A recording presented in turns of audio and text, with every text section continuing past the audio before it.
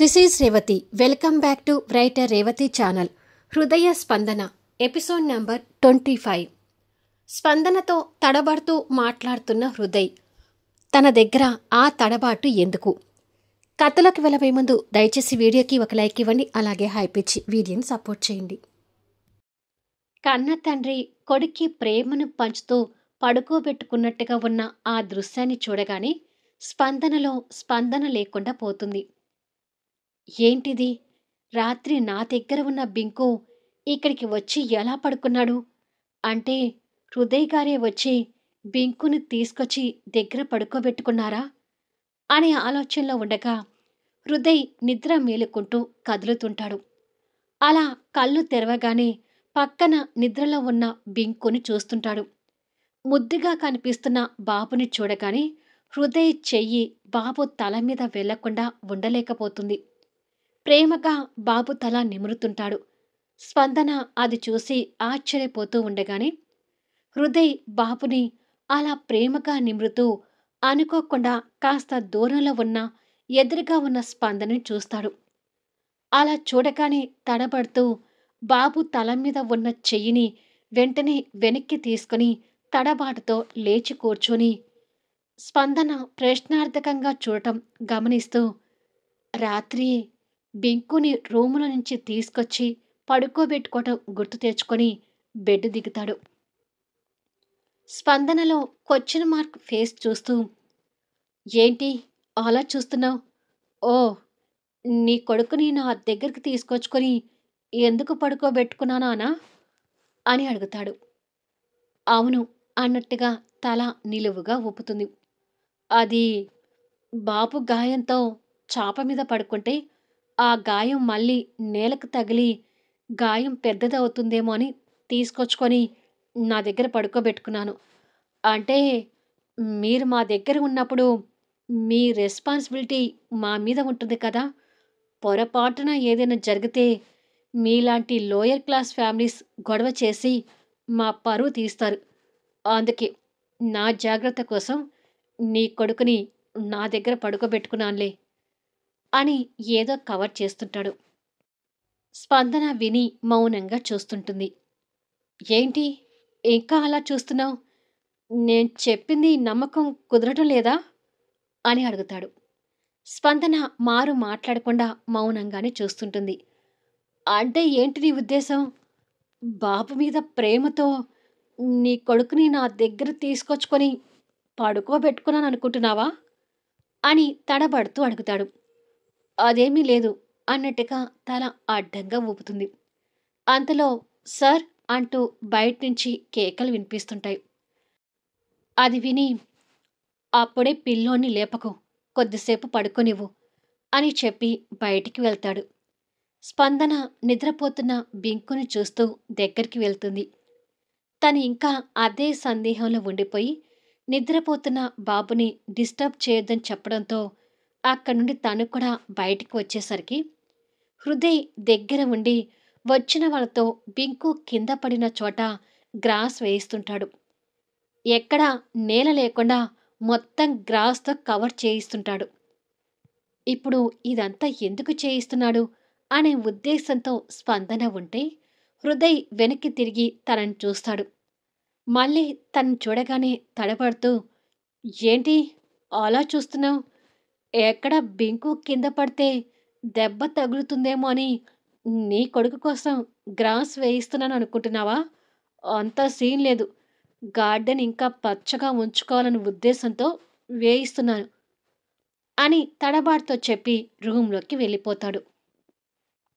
స్పందనకి అంతా కన్ఫ్యూజన్గా ఉంటూ కిచెన్లోకి వెళ్ళిపోతుంది. హృదయ్ రూంలోకి వెళ్ళి డోర్ వేసుకుని నిద్రపోతున్న బింకు దగ్గరికి వచ్చి ఆరాధనగా బాబు తల మీద చేయి పెట్టి నిమురుతూ ఏ తండ్రికి పుట్టిన కొడుకువో తెలీదు, కానీ రోజు రోజుకి నువ్వు నాకు ఇంతగా కనెక్ట్ అవుతున్నావు. నీకు నాకు ఏదో బంధం ఉన్నట్టుగా అనిపిస్తుంది. నీకు నాకే కాదు, ఒక్కొక్కసారి మీ అమ్మని చూస్తున్నా కూడా అంతే అనిపిస్తుంది. అసలు ఎందుకు ఇలా అనిపిస్తుంది? అసలు నేను మిమ్మల్ని చూసింది మీరిక్కడికి వచ్చినప్పుడే కదా. మరి ఎందుకు మీతో ఎప్పటినుంచో ఏదో బంధం ఉన్నట్టుగా నా మనసు నాకు చెప్తున్నట్టుగా ఉంది అని సమాధానం దొరకని ప్రశ్నలు వేసుకుని ఆ క్షణం బాబు మీద కలుగుతున్న ప్రేమని కంట్రోల్ చేసుకోలేక బాబు నుదుటి మీద ముద్దు పెట్టుకుంటాడు. ఇక్కడ శ్రీనాథ్ గారు లాన్‌లో కూర్చొని పేపర్ చదువుతూ ఉండగా సర్వెంట్ కాఫీ కప్పుతో వస్తుంది. శ్రీనాథ్ గారు పేపర్ ఫోల్డ్ చేస్తూ, "ఉదయం నుంచి మీ మేడం గారు కనిపించడం లేదు. ఎక్కడికి వెళ్లారో ఏమైనా తెలుసా?" అని సర్వెంట్‌ని అడుగుతాడు. "లేదు సార్, మాకు ఏమీ తెలీదు" అని సమాధానం ఇస్తుంది. "సరే" అని చెప్పి కాఫీ కప్ తీసుకోగానే సర్వెంట్ వెళ్ళిపోతుంది. కాఫీ తాగుతూ బింకు కింద పడినప్పుడు హృదయ్ చేసిన ఆరాటం గుర్తు చేసుకుంటూ ఉంటాడు. ఆ ఆలోచనతోనే కాఫీ తాగి ఎదురుగా ఉన్న టీపాయ్ మీద ఖాళీ కాఫీ కప్ పెడుతుండగా వసుంధరాదేవి కారు వచ్చి ఆగుతుంది. డ్రైవింగ్ సీట్లో నుంచి వసుంధర దిగగానే వెనక సీట్లో నుంచి మాణిక్యరావు, మాయావతి, గోవింద్ దిగుతారు. వాళ్ళు రావటం శ్రీనాథ్ గారు కోపంగా చూస్తూ చేయిలో నుంచి లేచి, "వీళ్ళని వెంట పెట్టుకుని తీసుకొచ్చావేంటి వసుంధరా?" అని అడుగుతాడు. హాస్పిటల్ బిల్లు కూడా కట్టడానికి వాళ్ళ దగ్గర డబ్బులు లేకపోతే మీ తమ్ముడు నాకు ఫోన్ చేశాడు శ్రీనాథ్. ఎంతైనా వాళ్ళు పరాయి వాళ్ళు కాదు కదా, బయటికి వెళ్ళి బతకలేరు. అందుకే హాస్పిటల్ బిల్ పే చేసి తీసుకుని వచ్చాను అని అంటుంది వసుంధర. వాళ్ళు తిన్నింటి వాసాలు లెక్క పెట్టే రకమని నీకు తెలుసు కదా వసుంధరా అంటాడు శ్రీనాథ్. తెలుసు. నిజానికి నేను వీళ్ళ ముగ్గురి మొహం చూసి తీసుకురాలేదు. కావ్యని చూసి తీసుకొచ్చాను. వీళ్ళు రోడ్డు మీద పడితే పెళ్లి కావాల్సిన కావ్య కూడా రోడ్డు మీద పడ్డట్టే అని అంటుంది. అది కూడా నిజమే అని శ్రీనాథ్ గారు మనసులో కావ్య గురించి బాధపడుతూ, అన్నట్టు కావ్యకి ఎగ్జామ్స్ అయిపోయి ఈ పాటికి వచ్చి ఉండాలి కదా, మరి తనెక్కడా అని అడుగుతాడు. మాణిక్యరావు అమాయకంగా మొహం పెడుతూ ముందుకొచ్చి, కావ్యకి మా అత్త ఉండటం ఇష్టం లేక హాస్టల్లో రూమ్ తీసుకుని ఉంటానని వెళ్ళిందన్నయ్యా అని అంటాడు. అదే టైంలో హృదయ్ స్నానం చేసి వచ్చేసరికి అప్పటికి బింకు ఇంకా నిద్రలోనే ఉంటాడు. టేబుల్ మీద ఉన్న హృదయ్ ఫోన్ రింగ్ అవుతుంది. స్క్రీన్ మీద కావ్య ఫోటో చూడగానే చెల్లెలు ఫోన్ కాల్కి సంతోషంతో లిఫ్ట్ చేసి, "ఏ దెయ్యం, ఎక్కడ ఉన్నావు?" అని అడుగుతాడు.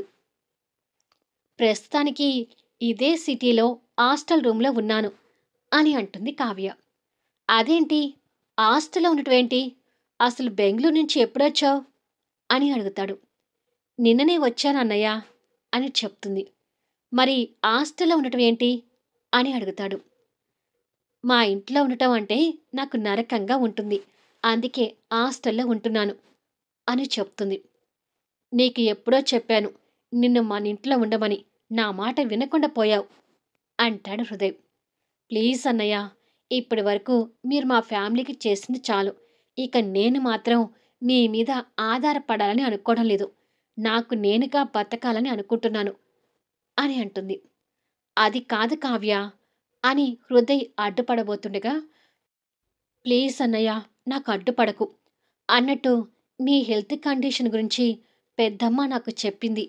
ఇప్పుడు నువ్వు ఎక్కడ ఉంటున్నావో కూడా పెద్దమ్మ నాకు అన్ని విషయాలు చెప్పింది. నిన్ను చూడాలనిపిస్తుందన్నయ్య" అని అంటుంది బాధపడుతూ. "నాకు కూడా నిన్ను చూడాలనిపిస్తుంది కావ్య. అడ్రస్ షేర్ చేస్తాను, వచ్చేయి" అని అంటాడు. "థ్యాంక్ యూ అన్నయ్య" అని చెప్పి కావ్య ఫోన్ పెట్టేస్తుంది. పడుకున్న బింకు వైపు చూసేసరికి బింకు అప్పుడే నిద్ర మేలుకోవటానికి కదులుతుంటాడు. బాబుని చూస్తూ నవ్వుతూ దగ్గరికి రాబోయి మళ్ళీ వెంటనే ఆగి, "లేదు, వీళ్ళకి నేను ఎంత దూరంగా ఉంటే అంత మంచిది" అని మనసులో మళ్ళీ కఠినంగా అనుకొని రూమ్ నుండి బయటకొస్తాడు. అప్పుడే స్పందన కాఫీ కప్పుతో ఎదురొస్తుంది. కన్ఫ్యూజన్లో ఉన్న స్పందన భయపడుతూనే హృదయ్కి కాఫీ కప్పు అందివ్వబోతుంటే, హృదయ్ తన్ని ఎప్పట్లా కోపంగా చూస్తూనే కప్పు అందుకొని, "లోపల నీ కొడుకు నిద్ర మేలుకుంటున్నాడు, వెళ్ళి చూడు" అని అంటాడు. "అలాగే" అన్నట్టుగా తల ఊపి లోపలికి వెళ్ళేసరికి బింకు లేచి కూర్చొని ఆ రూమ్‌లో ఎందుకు ఉన్నాను అన్నట్టుగా రూమ్ చుట్టూ వింతగా చూస్తుంటాడు. బింకు అంటూ స్పందన దగ్గరకొస్తుంది. గుడ్ మార్నింగ్ మమ్మీ అంటూ దగ్గరికొచ్చిన తల్లిని అల్లుకుంటాడు. స్పందన కూడా నవ్వుతూ బాబుకి ముద్దు పెట్టి, రాత్రి బాగా నిద్రపోయావా నాన్నా అని అడుగుతుంది. ఓ బాగా నిద్రపోయాను మమ్మీ అని అంటాడు. పద కాసేపు నిన్ను గార్డెన్లో కూర్చోబెడతాను అని చెప్పి బాబుని ఎత్తుకునొచ్చి బయట గార్డెన్లో బెంచీ మీద కూర్చోబెడుతుంది. కాస్త దూరంలో ఎదురుగా హృదయ్ కాఫీ తాగుతూ పేపర్ పట్టుకొని చూస్తుంటాడు. బింకుకి హృదయ్‌ని చూడగానే కింద పడ్డప్పుడు తీసుకుని రావటం, రూమ్‌లో పడుకోబెట్టడం అంతా కళ్ళ ముందు కదిలి సంతోషపడుతూ గుడ్ మార్నింగ్ డాడ్ అని అనబోయి ఆగుతాడు. బింకు ఏమనబోయాడో హృదయ్‌కి అర్థమై బింకు వైపు చూస్తాడు. అప్పటికే స్పందన భయపడుతూ హృదయ్ వైపు చూస్తుంటుంది. ఎప్పట్లా హృదయ్ బాబు వైపు గంభీరంగా చూస్తుంటే, సారీ సార్ అంటాడు బింకు భయపడుతూ. అందుకే బాబుకి చనువు ఇవ్వకూడదు అని హృదయ్ మనసులో అనుకొని రూంలోకి వెళ్ళిపోతాడు. ఏంటి బింకు మళ్ళీ అలా పిలవబోయావు అని అడుగుతుంది స్పందన. తొందరలో అలా వచ్చేసింది మమ్మీ అని అంటాడు. హృదయ్ గారికి కోపం వచ్చేటట్టుగా ప్రవర్తించుకో అని బింకుకి నచ్చ చెప్తుంటుంది. హృదయ్ రూంలోకి వచ్చి బింకు అలా పిలవటం గుర్తు తెచ్చుకుంటూ, అసలు బింకుకి నన్ను డాడీ అని ఎందుకు పిలవాలనిపిస్తుంది? తండ్రి ప్రేమకు నోచుకోక అలా పిలుస్తున్నాడా? పాపం అని మళ్ళీ ఆ పసివాడి మీద జాలిపడుతుంటాడు. కొద్దిసేపటికి స్పందన బింకుకి స్నానం చేయించి అదే అరుగు మీద కూర్చోబెట్టి బాబుకి బట్టలు వేసి రెడీ చేస్తుంది. అంతలో ఆటో సౌండ్ విని అటుగా చూస్తుంది. కావ్య ఆటో దిగి పర్సుల నుంచి ఆటో అతనికి డబ్బులిచ్చి వీళ్ళ వైపు చూస్తుంది. ఆ తల్లి కొడుకుని చూడగానే కావ్యకి అర్థమయ్యి, ఓ అన్నయ్యతో బిడ్డని కనడానికి వచ్చింది తనే కావచ్చు. ఎంత బాగుందో! బాబు కూడా ముద్దుగా ఉన్నాడు. అయ్యో బాబు కాలికి ఏదో గాయమైందే అని మనసులో అనుకుంటూ దగ్గరకొస్తుంది. తను ఎవరో తెలియక స్పందన బింకు వస్తున్న తన వైపు చూస్తుండగా కావ్య రావటం చూసి హృదయ్ సంతోషపడుతూ కావ్య అంటూ ఎదురు వెళ్తుంటాడు. అన్నయ్య అని కావ్య కూడా అంతకంటే ఎక్కువగా సంతోషపడుతూ వచ్చి హృదయ్‌ని హగ్ చేసుకుంటుంది. ఎన్ని రోజులైందిరా నిన్ను చూసి అంటాడు హృదయ్ చెల్లిని దగ్గరకు తీసుకుని. నిజంగానే మనం మీట్ అయి చాలా రోజులవుతుంది అన్నయ్య అంటుంది కావ్య కూడా అన్న మీద అభిమానంతో. ఆ ఇద్దరు అన్నా చెల్లి అని అర్థమై వారిద్దరి మధ్య ఉన్న అనుబంధాన్ని స్పందన సంతోషంగా చూస్తుంటుంది. పింకు కూడా నవ్వుతూ చూస్తుంటాడు. హృదయ్ తనని కూడా అలా దగ్గరకు తీసుకుంటే బాగుండు అన్నట్టుగా బింకు ఇంకాస్త ఆశగా చూస్తుంటాడు. ఆ తర్వాత కావ్య వాళ్ళని చూస్తూ వీళ్ళకి నన్ను పరిచయం చేయవా అన్నయ్య అని అడుగుతుంది. దాంతో హృదయ్ కూడా వాళ్ళని చూస్తూ తను మా బాబాయ్ కూతురు కావ్య అంటూ చెల్లెల కోరిక మేర స్పందనకు తనని పరిచయం చేస్తాడు. నమస్కారం వదినా అంటుంది కావ్య తనకు చేతులు జోడించి. వదినా అనగానే ఇక్కడ హృదయ్ అక్కడ స్పందన షాకింగ్లా చూస్తుంటారు. బింకు కూడా వింతగా చూస్తుంటాడు. అదేం పిలుపు కావ్య తను నీకు వదినెలా అవుతుంది అని అడుగుతాడు హృదయ్. ఎందుకో అలా పిలవాలనిపించిందన్నయ్య. నువ్వు ప్రియాంకని ప్రేమించినా తను ఎప్పుడూ అలా పిలవాలనిపించలేదు. బట్ తనని మాత్రం వదిన అని పిలవాలనిపించింది. ఈ క్యూట్ బాబు కూడా నీ కొడుకు అన్నట్టుగా అనిపిస్తుందన్నయ్య అంటూ బింకు దగ్గరికి వస్తుంది. తన మాటలకు స్పందన ఆశ్చర్యంగా చూస్తుంటే హృదయ్ మాత్రం కాస్త కోపం తెచ్చుకుంటూ నీకనిపించేవన్నీ మా మామ దగ్గరికి వెళ్ళి చెప్పు. నీ చెంప పగలకొట్టిద్ది అని అంటాడు. అమ్మో పెద్దమ్మ దగ్గర చెంప పగలకొట్టడం కాదు ఏకంగా నన్ను చంపేసినా చంపేస్తుంది అని అంటుంది కావ్య వాళ్ళ పెద్దమ్మకు కాస్త భయపడుతూ. స్పందన మనసులో మాట్లాడుకుంటూ వదిన ఈ పిలుపు చాలా బాగుంది. అయిన వాళ్ళతో అక్క అని పిలిపించుకోలేని నేను తను వదిన అని పిలిస్తే మనసుకు సంతోషంగా ఉంది అని అనుకుంటుంది. బింకు ఆశగా హృదయ్ వైపు చూస్తూ, నాకు కూడా సార్‌ని చూస్తుంటే మా డ్యాడీ అన్నట్టే అనిపిస్తుంది. కానీ డ్యాడీ అని పిలిస్తే సార్ ఊరుకోరు కదా! ఖచ్చితంగా సార్ అనే పిలవాలి అని మనసులో అనుకొని బాధపడుతుంటాడు. ప్లీజ్ అన్నయ్య, నేనిలా వదిన అని పిలుస్తున్నానని పెద్దమ్మకు చెప్పకు. అలాగే నీకు కూడా ఏదైనా కోపం అనిపిస్తే ఎక్స్‌క్యూజ్ చెయి. కానీ వదినని మాత్రం వదిన అని పిలవకుండా ఉండలేను అని అంటుంది కావ్య. స్పందన భుజం చుట్టూ అభిమానంగా చేయి వేసి. అనాథలాగా పెరిగిన స్పందనకు తన ఆత్మీయత ఆశగా అనిపిస్తుంది. చెల్లెలు మాట కాదనలేక హృదయ్ మౌనంగా ఉంటాడు. హమ్మయ్య! మౌనమే అంగీకారం అనుకుంటున్నాను అని కావ్య సంతోషపడుతుంది. తర్వాత బింకు గాయం వైపు చూస్తూ, బాబుకి ఈ గాయమేంటి అని అడుగుతుంది. ఇద్దరూ గాయం వైపు చూసి బాధపడుతూ, కింద పడ్డాడు అని ఇద్దరు ఒకేసారి సమాధానం చెప్తారు. అలా చెప్పగానే ఇద్దరు ఒకరికొకరు చూసుకుంటూ ఉంటే కావ్య కూడా వాళ్ళిద్దరిని విస్మయంగా చూస్తుంటుంది. అవును, కింద పడ్డాను అంటూ నిండు బుగ్గలతో బింకు బాధగా చెప్తాడు.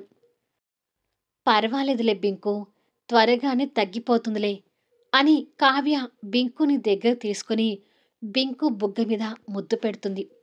ఆ దృశ్యం చూస్తుంటే హృదయం మనసుకి కూడా సంతోషంగా అనిపిస్తుంది. కానీ పైకి గంభీరత్వంగా ఉంటూ, వాళ్ళని పేర్లతో సహా పిలుస్తున్నావు, వీళ్ళ పేర్లు మామ్ చెప్పిందా అని అడుగుతాడు హృదయ్. లేదు, వచ్చే ముందు పెద్దనాన్న నాకు ఫోన్ చేశాడు. పెద్దమ్మ ఉన్న విషయం చెప్తే పెద్దనాన్న మాత్రం వీళ్ళ పేర్లతో సహా నాకు ఫోన్లోనే పరిచయం చేశాడు అని అంటుంది నవ్వుతూ. అవునా అని తర్వాత స్పందన వైపు చూస్తూ, టిఫిన్ రెడీ అయితే మా చెల్లెలు టిఫిన్ చేస్తుంది అని అంటాడు. ఒక 10 నిమిషాల్లో టిఫిన్ రెడీ చేస్తాను హృదయ్ గారు అని చెప్పి, నిన్ను తీసుకెళ్ళి రూమ్లో కూర్చోబెడతాను పదా బింకు అంటూ బాబుని ఎత్తుకొని స్పందన అక్కడి నుంచి వెళ్తుంది. ఇద్దరు వెళ్తున్న వాళ్ళ వైపు చూస్తుంటారు. పాపం, వదినని చూస్తే నాకెందుకో జాలిగా అనిపిస్తుందన్నయ్య. ఇంత చిన్న వయసులో భర్త చనిపోయి బిడ్డతో బతకడం అంటే చిన్న విషయం కాదు అని అంటుంది. బతకలేకనే కదా తను ఈ దారి ఎంచుకుంది అని హృదయ్ మనసులో స్పందన గురించి కోపంగా అనుకుంటాడు. మళ్ళీ నెక్స్ట్ వీడియోలో కలుద్దాం. కావ్య కథకి సెకండ్ హీరోయిన్ అవుతుంది. తను సెకండ్ హీరోయిన్ అంటే తనకి జోడీ సెకండ్ హీరో కూడా ఉండాలి కదా! సెకండ్ హీరోనే అసలు కథకి మెయిన్ పాయింట్ అవుతాడు. మరి ఆ సెకండ్ హీరో ఎవరు? ఎక్కడ ఉంటాడు అనేది ముందు ముందు చూద్దాం. కథ నచ్చితే దయచేసి లైక్ చేయండి, హైప్ ఇవ్వండి. మీ అమూల్యమైన కామెంట్స్ షేర్ చేయండి. Thank you for listening.